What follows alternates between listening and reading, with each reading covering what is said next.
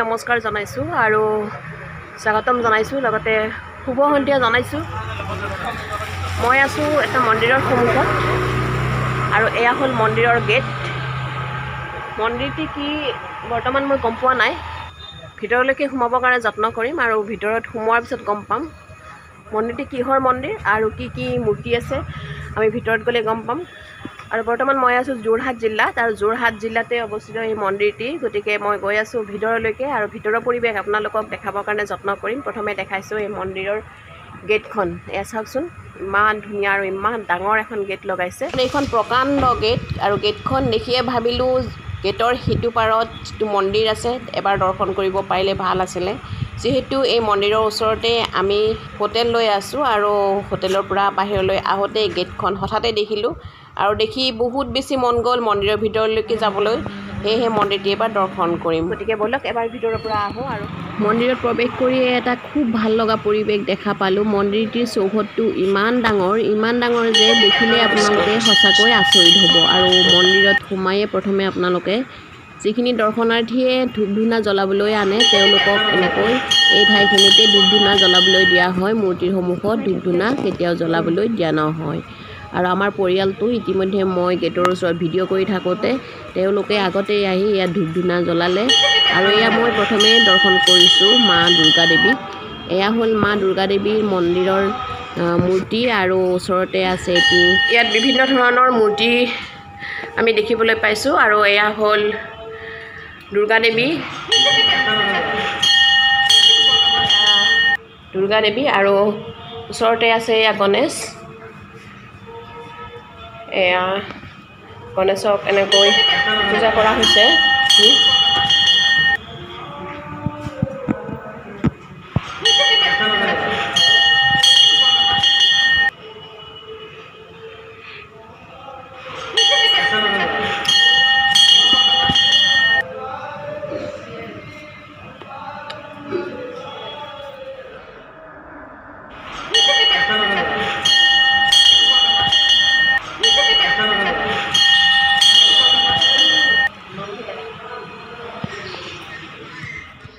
ইতিমধ্যে আমি দুৰ্গা দেৱী আৰু গণেশ গোহাঁইক প্ৰণাম জনালোঁ।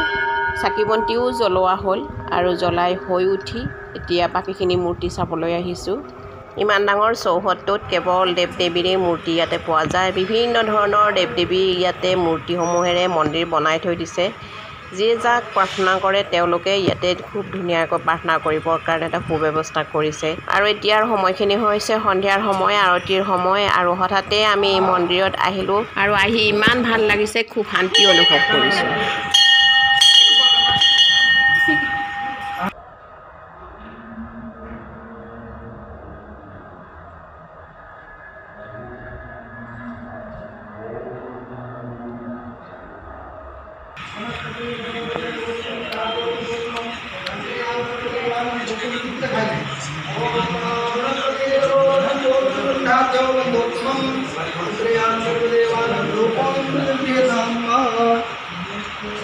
लगाने का काम है।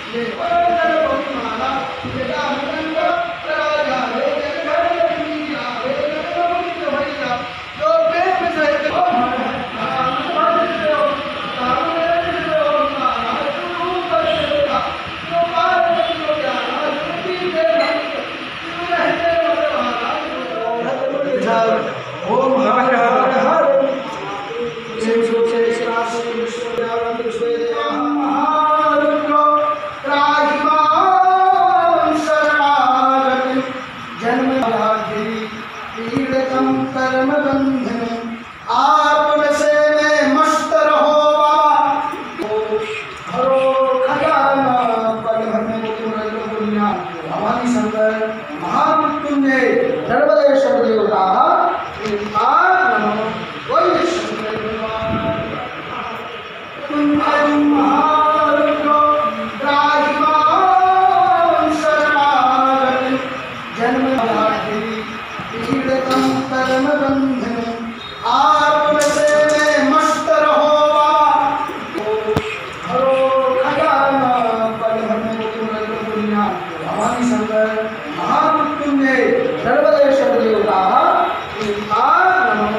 আৰু এয়া হৈছে ৰাধাকৃষ্ণ মূৰ্তি। ইয়াতো আমি এবাৰ মূৰ দোৱালোঁ।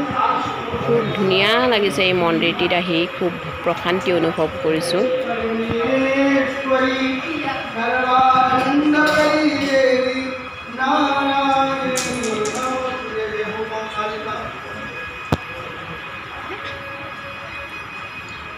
আৰু এইবাৰ সোমাইছোঁ আন এটা আমি মন্দিৰ গৃহত। এয়া হ'ল মা কালী দেৱী। আৰু মা কালী দেৱীৰ মূৰ্তিৰ সন্মুখত এবাৰ মূৰ দোৱাইছোঁ। নিজৰ লগতে নিজৰ পৰিয়ালৰ আৰু পৃথিৱীৰ সমস্ত পৰিয়াল কুশলে থকাৰ কামনা কৰিছোঁ এই মা কালীৰ ওচৰত। এই দেৱীভাগৰ সন্মুখত আহিবলৈ মোৰ আচলতে খুবেই ভয় লাগে।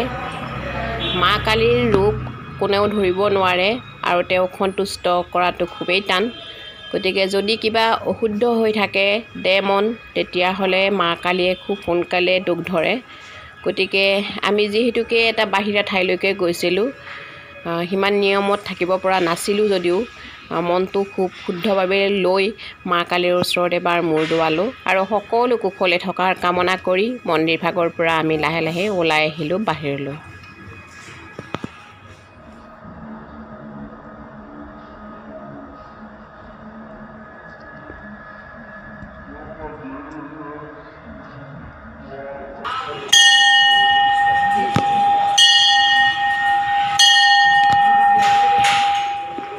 আৰু কালী মন্দিৰ ভাগৰ পৰা ওলাই আহি আমি আপোনালোকৰ ওচৰত দেখাব বিচাৰিছোঁ এই মন্দিৰটিৰ চৌহদত সজাই ৰখা বিভিন্ন পৰিৱেশসমূহ।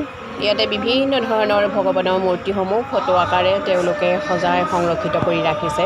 আৰু ইয়াৰে ওচৰতে আছে বিভিন্ন ধৰণৰ সৰু সৰু গছ আৰু ফুলৰ পুলি। আৰু এই গছ আৰু ফুলৰ পুলিসমূহত লগাই থোৱা আছে বিভিন্ন ডিজাইনৰ লাইটসমূহ। আৰু ইয়াৰে ফলত ইয়াৰে পৰিৱেশটো ইমান ধুনীয়া হৈছে যে আপোনাৰ সেয়া মন জোৰ পৰি যাব। যদিহে কেতিয়াবা আপোনালোকে যোৰহাটলৈ আহে তেতিয়াহ'লে এই মন্দিৰটি এবাৰ হ'লেও দৰ্শন কৰিবলৈ নাপাহৰিব। প্ৰিয় দৰ্শকসকল, ভগৱানৰ কৃপাত আৰু আপোনালোকৰ সকলোৰে আশীৰ্বাদত আমি মন্দিৰটো দৰ্শন কৰিলোঁ। এই মন্দিৰত আমি দুৰ্গা, গণেশ, দক্ষিণমুখী বালাজী, হনুমান, শ্ৰী নৰ্মদেশ্বৰ শিৱ মন্দিৰ, শ্ৰী লক্ষ্মীনাৰায়ণ মন্দিৰ, শ্ৰী বিহাৰী সংঘ ৰাধা মন্দিৰ আদিকে ধৰি বিভিন্ন ধৰণৰ ভগৱানৰ মূৰ্তিসমূহ দৰ্শন কৰিলোঁ। প্ৰিয় দৰ্শকসকল, আপোনালোকৰ লগত শ্বেয়াৰ কৰিলোঁ যোৰহাটৰ এটা খুব ভাল লগা মন্দিৰ।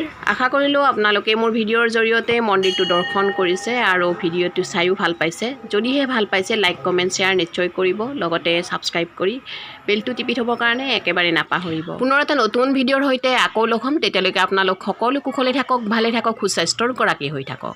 জয় হিন্দ।